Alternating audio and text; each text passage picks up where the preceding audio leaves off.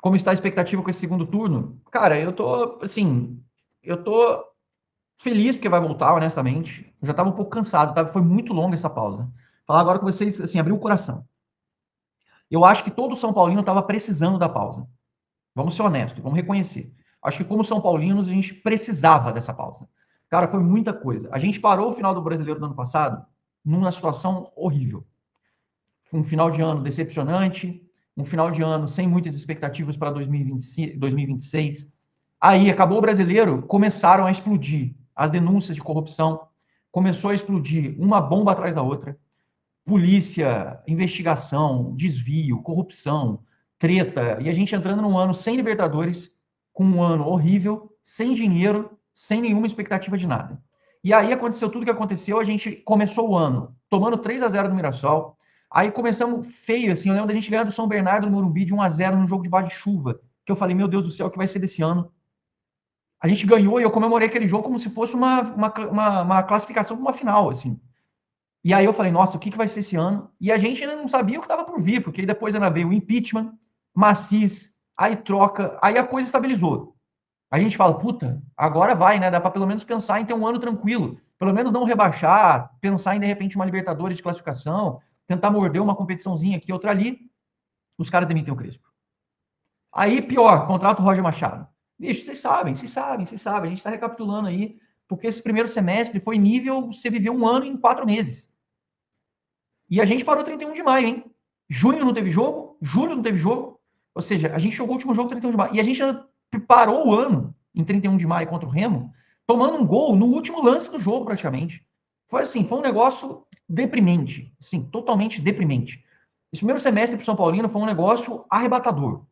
Aí a gente começa a janela bem até, com perspectivas de bons nomes e tentando e dando aquela respirada e esperando a expectativa da Copa, né? Dando aquela limpada, mas daí começa déficit, Rui Costa, não fecha reforço, fecha com reforço caro, não vende jogador, Rafinha comentando Copa, Macisa não viajar para assistir Copa do Mundo, mais denúncia de corrupção, puta, comissão de ética, isso e aquilo, briga no conselho, mais denúncia para cá, mais denúncia para lá, desmancha o scout de Cotia. Cara, vocês sabem disso, foi uma loucura, foi uma bagunça, um negócio assim inacreditável. Se contar para alguém, se o Zanqueta de 2020, 2025, vamos lá, se eu no meio do, se eu lá em setembro de 25 dormisse em sonho encontrasse com o Zanqueta de maio de 2026, eu não acreditaria. Eu falava, é mentira. Eu falava, é mentira, não é possível. Não é possível. Não é possível. Se coloca no seu lugar. Imagina que você encontrasse com você mesmo meses depois, sei lá, em outubro de 26, em outubro de 25, encontrasse com você mesmo. Ou melhor, vamos parar assim, tipo, novembro, último jogo, vai, que a gente ainda pegou, ficou ali, que a gente soube que a gente não ia nem para pré-Libertadores. Vamos imaginar que a gente ali no final de novembro de 25, 6 meses depois, se encontrasse com você lá em maio de 2026. Você não ia acreditar. Você não ia acreditar se você contasse tudo o que aconteceu. Você não ia acreditar. Então, depois de tudo, acho que a gente precisava efetivamente, mas acho que realmente 52 dias de pausa foi foda. Tá? E a gente ainda está no dia 50. Enfim, o que eu posso dizer para vocês é que eu estou depositando minhas fichas todas no Dorival, na capacidade dele de, conhecendo o São Paulo, fazer a diferença, conhecendo os jogadores que a gente tem, melhoramos fisicamente, mentalmente a coisa melhorou. O Macis realmente fez lá o acordo com os jogadores de pagamento dos salários, está trazendo os reforços, o clima na Barra Funda, pelo que me dizem, está bom, está leve, o Arboleda está motivado de novo, a coisa está funcionando, tem uma mescla com meninos, tem uma disputa sadia por vaga, a gente está com jogadores, agora é torcer para não ter lesão. Temos muito menos jogos do que tivemos no primeiro semestre. Temos no máximo 27 jogos se a gente for para a final da Sula e teremos no mínimo 22. A gente tem máximo 27, mínimo 22. É muito pouco jogo. A gente tem um elenco bom e numeroso para jogar 20 e poucos jogos, cara. Isso se a gente falar assim, mas é Sul-Americana e tudo. Eu faço expectativa que a gente possa sorrir nesse segundo semestre, tá? Que a gente possa sorrir. Eu digo, não é nem ser campeão e grandes coisas. Eu espero que, o primeiro objetivo para mim, não rebaixar, óbvio, acho que essa é a primeira expectativa, é que a gente consiga pontuar no brasileiro de forma tranquila, não quero ficar sofrendo no Campeonato Brasileiro, e que a gente possa, talvez, morder alguma coisa na Sul-Americana. É isso. Essa é a minha expectativa, que a gente não tenha tantas lesões, que a gente não sofra tanto e que a gente tenha um pouco de paz nesse segundo semestre para pensar para o próximo ano, vislumbrando alguma coisa melhor. Aí, de repente, uma separação do social, uma SAF, alguma coisa do gênero. Esse é o meu desejo para esse segundo semestre, para quem está me perguntando aí. É isso. Essa é a minha expectativa. O Crow e o Chu, Scaloni deveria ter aprendido com o Dorival como se jogar contra a Espanha. Olha, cara, eu vou falar uma coisa para você. Brincadeiras à parte, eu acho que o Dorival não tinha feito uma Copa tão merda como fez o Ancelotti, tá? Pode falar o que vocês quiserem para mim, mas o Dorival não teria feito uma Copa do Mundo tão bosta, tão decepcionante, tão frustrante o como fez o Ancelotti. Cara, foi muito ruim. Foi muito ruim mesmo, tá? A participação do Brasil, o Ancelotti frustrante em todos os pontos. Rafael Isaac, Zanca, mas essa expectativa sobre o São Paulo do name rights está baseada em alguma negociação avançada? Um abraço de Israel. Sim, Rafael, São Paulo tem conversa já com algumas empresas. Inclusive, falei para vocês, botei até uma matéria lá no blog do São Paulo. O Harim Assis fez, na conversa com as mídias segmentadas na quinta-feira, efusivos elogios ao André Marques, novo diretor de marketing do São Paulo, confirmado inclusive pela Catinha, tá? Em que ele menciona e ele faz as informações, ele dá as informações referentes ao André está trabalhando muito, teremos em breve grandes novidades para o São Paulo. Entre as informações que ele já adiantou e antecipou no final das contas, uma delas era a questão do sócio-torcedor, que segundo ele vai ter uma remodelação, o São Paulo vai remodelar, e eu ouvi uma informação de bastidor que a nova tiqueteira vai participar ajudando da gestão também do plano sócio-torcedor tendo uma atividade maior. Ou seja, as reclamações dos sócios-torcedores de que eles ficavam meio à margem do que o São Paulo fazia e que não tinha tanto, não valia tanta pena, que eles não conseguiam ter tempo hábil, de que eles não conseguiam ter uma participação tão efetiva por conta de ser sócio-torcedor e que eles não sentiam que valia tanta pena, principalmente em jogos de maior procura, parece que dessa vez a tiqueteira vai ter uma interatividade, vai ter uma participação maior no ato, no momento de venda de ingressos e parece que vai ter uma interação maior. Eu não consegui tantos detalhes a esse respeito, mas pelo que eu entendi, essa é uma vontade, é um planejamento de que a tiqueteira ela tenha mais interatividade com o sócio-torcedor neste sentido, de dar mais prioridade para o sócio-torcedor e valorize mais o sócio-torcedor ativo que participe mais disso, ou seja, que ela faça uma gestão melhor de comunicação entre os planos, ou seja, que não seja uma coisa de um lado, uma coisa do outro, tá? O Thiago Pinheiro, viu uma notícia que a BYD desistiu do name rights no Morumbi. Thiagão, é que você perdeu a live de ontem, mas eu falei sobre isso. Pausa de 5 segundos para pedir a sua ajuda ao nosso canal com o seu like e se inscrever se ainda não for um inscrito. Bora falar sobre o Jonathan Calleri? Eu vou explicar alguns pormenores sobre essas renovações de contrato. Essa renovação de contrato, eu já vou pegar até o gancho para a gente falar sobre até outras renovações que podem acontecer a partir de agora, tá? Seguinte, o São Paulo fez uma proposta oficial, fez duas propostas para o staff do Calleri. E o staff do Calleri acabou recusando essas duas propostas, tá? Porque eles entendem que os valores estão abaixo. E aí eu vou pegar a linha cronológica, porque essas negociações começam com o Rui Costa, e é importante eu trazer isso, porque houve um acordo verbal entre Rui Costa e staff de Calleri. Houve um aceite, fechamos. E neste contrato, o São Paulo estava disposto a pagar um salário para o Calleri, pagar luvas para o Calleri e pagar pouco mais de 6 milhões de reais que o São Paulo deve referente a luvas passadas, a vencimentos passados que o São Paulo tinha com o Calleri e seus agentes. E aí, houve o acordo. E aí, só que aí ficou muito no sentido de que, olha, tá fechado, mas, pô, turbulência, Roger Machado, saída do Crespo, Roger Machado pressionado, pressão da torcida, vamos postergar este acordo para depois. Ali, durante a pausa da Copa do Mundo, a gente volta a conversar sobre isso, só pra gente botar no papel tudo, parar pra resolver. E eu tô tranquilo pra falar isso, porque todas as partes envolvidas, eu não vou dar nomes, mas todas as partes principais envolvidas confirmaram essa informação do acordo verbal. Só que, sob a nova diretoria, aliás, já houve antes, o Rui Costa voltou atrás do acordo, porque o Macis, quando viu os valores, o Macis falou, pera, não tem como pagar isso não, velho. Tá louco, não tem como renovar assim. Sem condições. Então, o Rui Costa foi refazer o acordo, diminuindo drasticamente as luvas, colocando o parcelamento de 12 vezes para 24 vezes, e aí o staff do Calleri ficou possesso. E aí falou, não, peraí, assim não dá para fazer negócio. E aí foi a primeira turbulência na negociação, tá? E aí, depois, agora, sob a nova direção, sobre o Rafinha fez uma proposta que era inferior à última proposta do Rui Costa. E o staff ficou ainda mais possesso, porque falou, poxa, caralho, vocês estão me diminuindo aqui, estão diminuindo a oferta, não tem condições.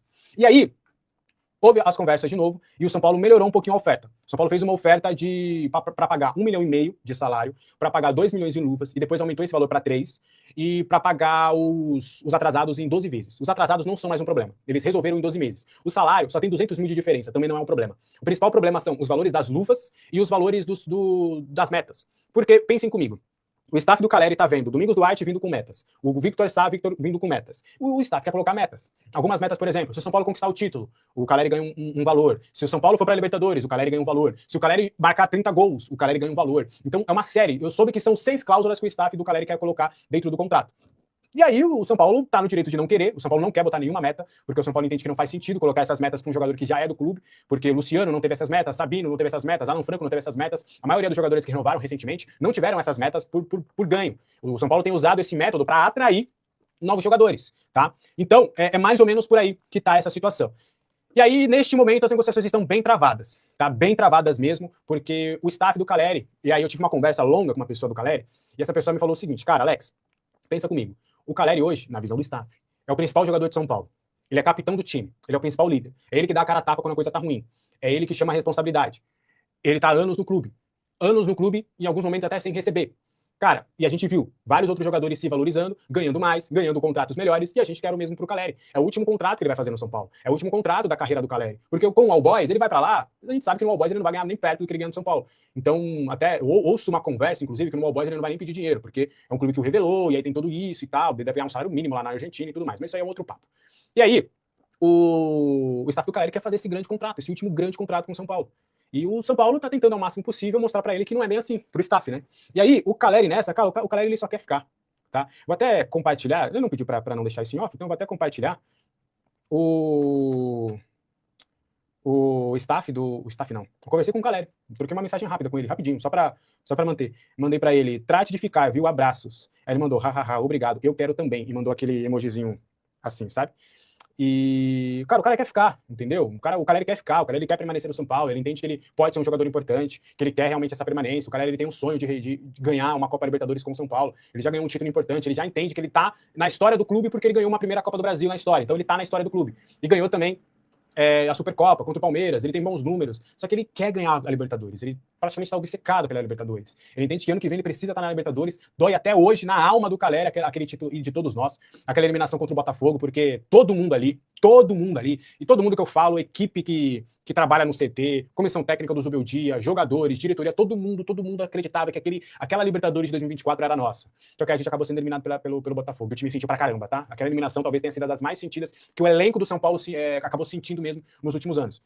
E ele quer muito voltar para a Libertadores, ele quer realmente fazer com que o São Paulo esteja na Libertadores de novo, que ele possa fazer o time ganhar uma Libertadores, mesmo com todos esses perrengues financeiros, que há esse entendimento. E ele quer ficar, ele quer permanecer, ele pediu para o Alan Franco ficar, por exemplo, mas entendeu o fato do Alan Franco querer sair, mas ele tá ali, ele quer permanecer, ele quer ficar, ele tá louco para isso. E aí o São Paulo também tá jogando esse sentimento do Caleri a favor do São Paulo, porque há uma impressão de que quando o negócio afunilar, quando realmente o São Paulo chegar e falar: ó, Caleri, na moral, seu staff aí já pediu demais, essa é a minha última proposta, ou é isso ou tu vai embora. E o Caleri, no fim das contas, vai falar: pô, meu irmão, quer saber, assim nessa porra, vamos ficar no São Paulo, eu quero ficar e vamos ficar dessa forma. É o que o São Paulo tem apostado, porque até o momento, com o staff, a distância tá bem grande mesmo, tá?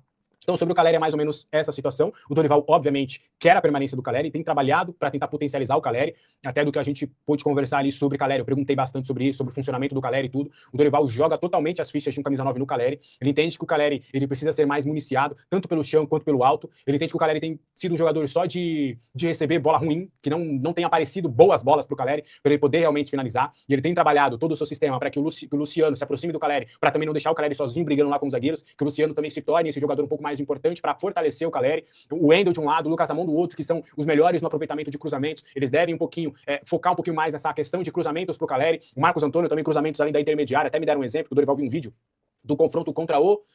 Qual era o nome do time que a gente enfrentou na Sula agora? Que a gente ganhou de 2-0, o time chileno. Qual que era o nome do time chileno? Agora eu vou precisar pegar aqui o nome do time chileno. Que a gente ganhou na Sula e que o Caleri fez um gol, fez uma casquinha de cabeça.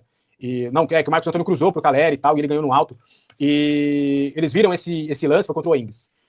Ou foi contra o Boston River? Não, foi contra o Boston River. Não foi o clube chileno, não. Foi com o Boston River. Ou foi contra o Yankees? Eu não lembro. Teve um lance, que eles viram ali o lance do Marcos Antônio cruzando ali pro Caleri, e o Caleri ganhando no alto, com um cruzamento ali da intermediária, ali, mais na lateral, que eles querem aproveitar cada vez mais esse fundamento do Caleri. Então, é mais ou menos isso que a gente tem hoje. O Caleri quer ficar, ele quer permanecer, e vamos aguardar para ver se de fato ele vai ficar, ele vai permanecer no São Paulo Futebol Clube. Então, sobre o Caleri, é mais ou menos isso. E aí, aproveitando renovação, depois dessa pausa aí da Copa do Mundo, depois de eles resolverem as contratações, o São Paulo já vai fazer o planejamento pro ano que vem, no sentido de renovar alguns contratos, tá? Se o Bobadilla permanecer, eles vão chamar o Bobadilla para poder renovar o contrato, tá? O Bobadilla tem contrato somente até 2027, então ele vai ser um jogador que deve ser chamado para renovação. O Lucas Ramon também deve ser um jogador chamado para renovação, mas lá para setembro, outubro, também deve ser um jogador chamado para renovação de contrato, tá? O Wendel, do que me passaram ainda, eles não pensam nessa possibilidade de renovar o contrato do Wendel, é um jogador que eles ainda não veem essa possibilidade, pelo menos por enquanto, tá? Enfim, Bobadilla. O Lucas Moura também será um jogador que o São Paulo vai trabalhar, vai ver a possibilidade de renovação, mas o Lucas Moura, ele pelo menos por enquanto, ele não pensa nessa possibilidade, ele quer focar muito no seu retorno, e o seu retorno deve ser em novembro. O Ferreirinha não deve renovar, tá? O São Paulo também não trabalha com a possibilidade de uma renovação do Ferreirinha por enquanto. A tendência mesmo até, o São Paulo entende que essa janela de transferências é uma janela que é interessante negociar o Ferreirinha, e o staff do Ferreirinha também tem observado o mercado, trabalhado com novos nomes no mercado para buscar uma oportunidade, principalmente no futebol turco, no futebol saudita também, que chegou ali, Catar, esses países ali que chegaram com a possibilidade de fazer um bom contrato também com o Ferreirinha. Então também é um jogador que não deve acabar renovando o seu contrato. O André Silva também será um jogador que eles vão observar para uma possibilidade de renovação de contrato. O André Silva também tem contrato somente até 27. Então essa leva de jogadores que tem contrato até 27, o São Paulo vai começar a analisar. O São Paulo vai começar a ver as possibilidades para extensão de contrato desses atletas. Nem todos devem renovar em um primeiro momento, mas o São Paulo quer evitar que os principais jogadores, como eu citei, o Lucas Ramon, o próprio Bobadilla, que são jogadores titulares absolutos do São Paulo, que esses caras eles já renovem esses contratos ali para setembro, para novembro, para no máximo ali, para não deixar que eles entrem no último ano de contrato, porque se entrar no último ano de contrato, em 6 meses podem assinar um pré-contrato com outro clube, e a gente sabe que a renovação vai ficar cada vez mais difícil. Mas é uma leva de jogadores que serão chamados ali pelo Rafinha e devem começar as extensões. O André Silva, inclusive, não foi só o Internacional. O André Silva também teve outras sondagens do Brasil e do exterior, mas ele comunicou ao São Paulo que ele quer permanecer. Ele também está muito empolgado com o técnico Dorival Júnior. O Dorival tem dado um aval, um respaldo para ele. O Dorival entende que é um jogador que ele pode maturar, que ele gosta, que ele acha interessante até para revezar com o Luciano na função de 10. E é um jogador que ele quer dar mais rodagem, que ele quer dar mais espaço. Ele gostou bastante do André na intertemporada, ele gosta do jogador, do perfil do André, e o André também tem gostado bastante disso e deve permanecer. Como é que vai ficar tudo isso aí também? Galera, São Paulo agora tem uma questão muito importante envolvendo Ferrarese, Arthur e o Everton Cebolinha. São Paulo não consegue trocar o Ferrarese. São Paulo quer usar o Ferrarese como moeda de troca. Tentou trocar o Ferrarese no Savarino, já tenta trocar o Savarese em vários outros jogadores, não consegue, não conseguiu trocar o Ferrarese no Newton, tudo tava certo pra trocar, não aconteceu absolutamente nada, agora falam que pode ser envolvido lá na frente, muito provavelmente não vai trocar o Ferrarese no Newton, vai trocar o Ferrarese no Newton? Não vai. E aí tem um outro jogador, o Arthur, que é, assim como o Marcos Antônio, hoje é um dos principais jogadores de São Paulo, joga uma barbaridade, tá jogando muito, ter vindo pro São Paulo fez muito bem pro Arthur. E aí, é um cara que nós precisamos comprar. O Arthur já falou que quer ficar no São Paulo, o São Paulo já falou que quer comprar, quer ficar com o Arthur. Só que precisa pagar. O Arthur, ele custa ali... vou dar uma estimativa. Falam 36, tá? Mas eu vou jogar de 30 milhões a 36. Eu acho que se o São Paulo for comprar o Arthur, o São Paulo falar, não, abaixa aí, eu vou comprar. Eu acho que o São Paulo consegue negociar o Arthur por 30, 32, mas o preço dele é maior ainda para 36 milhões. São Paulo, a verdade é que não tem como comprar o Arthur se não for, se não envolver uma troca, uma situação pelo Ferrarese, que é um jogador que o São Paulo tenta trocar há muito tempo e nunca conseguiu trocar. Desde o Savarino, desde o Newton, nunca fechou o negócio de troca envolvendo Ferrarese e Botafogo. O São Paulo nunca aconteceu. Sempre nessas conversas e o Newton não foi trocado. O que estão falando aí é que vai ser colocado na troca, não sei o que, mas a verdade é que oficialmente, formalmente, ainda não aconteceu absolutamente nada. O que nós temos é que o Ferrarese não foi negociado, não foi trocado da forma como nós queríamos ou achávamos de forma ideal. E aí, fica nisso, e aí vai conseguir trocar o Ferrarese no Arthur? Vai conseguir fazer essa compensação financeira? Porque no Newton não foi. Vai trocar no Newton? Como é que vai ficar a situação lá na frente do Arthur? O São Paulo vai conseguir comprar o Arthur? Porque tem o Ferreirinha que não serve mais, o São Paulo precisa negociar. Chegou o Vitor Sá, beleza. Como é que fica a situação do São Paulo com pontas? Agora, o São Paulo pode tentar usar o Ferrarese com o Arthur, acho difícil, porque é muito caro. E aí teria o Everton Cebolinha, que daqui a pouco já pode, né? Assinar um pré-contrato com qualquer clube. E o Cebolinha já falou que não vai ficar no Flamengo. E tem todo esse interesse do São Paulo pelo Cebolinha, e fica cada vez mais interessante pro Cebolinha vir pro São Paulo. Eu acredito sim que o Cebolinha não jogou absolutamente nada no Flamengo. Nada. Pelo valor que ele custou pro Flamengo, e pela forma como ele veio, não jogou absolutamente nada. Eu acredito, fez pouquíssimos bons jogos pelo Flamengo, mas eu acredito no potencial do Cebolinha.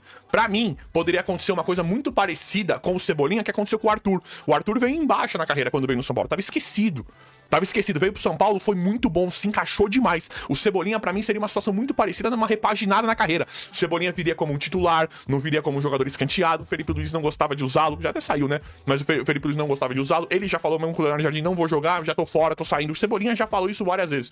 Então, pra mim, seria uma situação muito favorável pro atleta, pro jogador, pro Cebolinha e pro São Paulo Futebol Clube, que sempre quis o Cebolinha e sempre precisou. O São Paulo deve perder o Arthur no final do ano, né? A menos que o Botafogo fale, não, então vem cá, já que vocês não conseguem pagar, eu vou cobrar 17 milhões pelo Arthur. Aí o São Paulo contrata 22, o São Paulo até contrata, não mais que isso ele não vai contratar, né? E aí eu fui olhar como é que tá o Luiz Araújo no Flamengo. O Luiz Araújo, ele foi comprado pelo Flamengo pela bagatela de 7 milhões de euros. O Arthur, eu falei 36 milhões de reais, ele custa 6 milhões de euros. O Luiz Araújo, o Flamengo pagou 7 milhões de euros, que deu na época 42 milhões de reais. Então, enquanto o Arthur vale 36, o Luiz Araújo, que hoje, até concordo que hoje o Luiz Araújo está desvalorizado, mas quando ele foi comprado, ele tinha um valor idêntico ao do Arthur. E aí, se analisar o futebol de cada um, as conquistas, o Luiz Araújo, ele no Flamengo, ele acabou ganhando mais do que o Arthur mesmo, né? Então, olhar para o Arthur hoje, olhar para o Luiz Araújo, quem que você acredita que seria mais encaixe ali no São Paulo?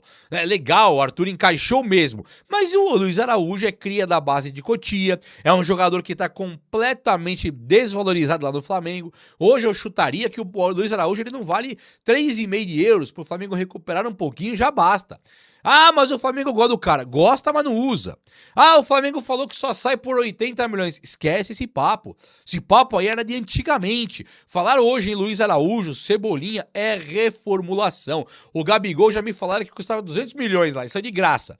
Saiu pro Cruzeiro de graça, tá no Santos de graça. Quem pagar o salário tá maravilhoso pro Flamengo. Eles não querem mais o jogador, percebe? Então fala, nossa, o Luiz Araújo é 80 milhões. Esquece esse papo. A verdade verdadeira é: o São Paulino, e aqui eu me incluo nesse São Paulino, ouviu tanta ladainha. Olha no meu olho, isso aqui é muito importante. Ouvimos tanta ladainha de falta de grana, de coisa impossível. Se falássemos do Arthur antes do Roger Machado chegar, todos nós iríamos dizer, é impossível trazer o Arthur. O Roger Machado chegou, pegou o telefone, ligou lá, o Arthur apareceu aqui meia hora depois.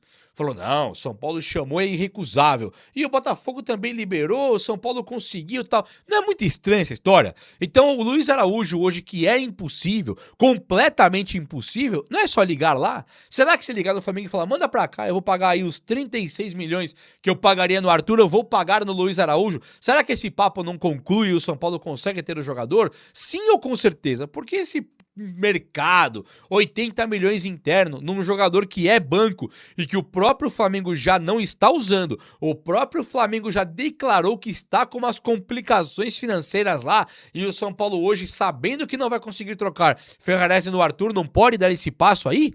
Vamos lá, vamos falar sobre isso também. Ó, o Mikael, ele recebeu uma proposta recentemente do São Paulo Futebol Clube, né? Então o Mikael recebe essa proposta, o centroavante do CRB, e ele acaba que não vem pro São Paulo porque o presidente falou, não quero emprestar de graça. E o São Paulo, nesse interim, ele lança Rian Francisco e também o Gustavo Santana para serem os jogadores reservas do Caleri. O Caleri não renova o seu contrato e tá virando ali um problemaço, hein? No último vídeo de treino do São Paulo, no penúltimo, ele divulga as imagens onde o São Paulo tem uma linha de ataque que tem Rian Francisco com o Luciano e Arthur, e não vimos o Caleri jogando como titular naquela formação. Não. Naquela última formação, Dorival testa Rian Francisco como um centroavante ali. E nesse momento fica a dúvida, será que o Caleri não vai ficar?